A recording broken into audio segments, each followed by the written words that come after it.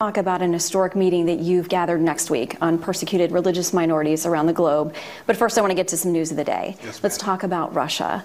What do you make of the assessment? Our president appeared weak, standing next to President Putin in Helsinki, and even allegations by lawmakers that he must, quote, have something on our president for him to be acting this way. Well, Shannon, thanks for having me on today. I think those allegations are absurd.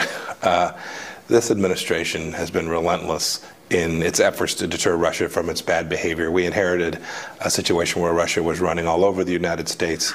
These last few days have been, frankly, more heat than light. This administration has been strong in supporting the Ukrainians, strong in making sure that we protected against Russian expansion to other parts of the world. We all recognize that that threat is real, and President Trump has been strong in protecting America from Russian aggression. New York Times is reporting that the president was fully briefed a couple of weeks before the inauguration about meddling, presented compelling evidence about that. Do you worry, as a member who has deep roots in the intel community, that it appears he continues to equivocate on this issue of whether or not there has been Russian meddling? I'm in a position to know. I did have the chance to talk to the president about this, frankly, over the last, almost year and a half now. The president has consistently been briefed on this issue. He understands that the Russians have interfered in our elections. He frankly understands that's been going on for an awfully long time. It wasn't just the 2016 election. Somehow America seems to forget the history of Russia's efforts to undermine Western democracy for decades now. It gets confused because there are those who want to make a partisan case out of this with respect to the Mueller investigation.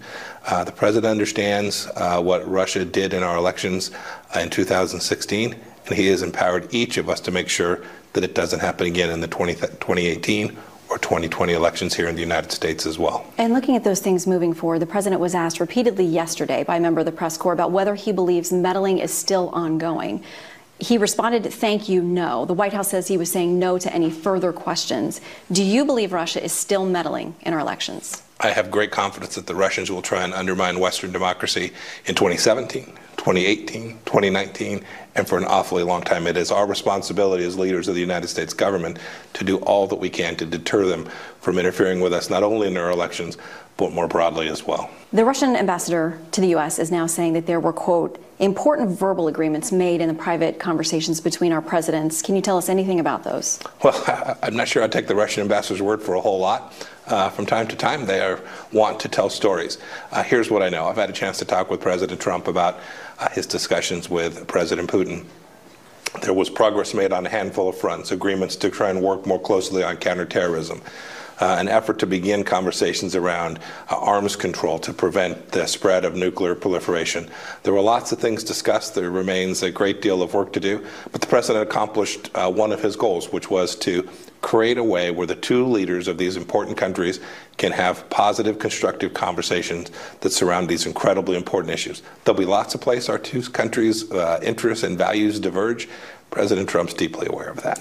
Any chance this administration would actually entertain the idea of allowing Putin or anyone from his team to have the ability to question or have physical custody of people like our former ambassador McFaul or other DHS officials who have clearly been investigating things that are not beneficial to the Putin regime? None. Okay. Let's talk North Korea, because tomorrow you head to the UN to have discussions. I answered that question, Shannon, that quickly because I've watched the noise these last few days. The president's been very resolute. He understands precisely who it is we're dealing with in Russia. He gets it. He's trying to take opportunities, places where we find we can work together, and put America in a position to do the things he wants to do on behalf of the American people. Okay, North Korea. Tomorrow you head to the UN to have discussions about our ongoing conversations with them.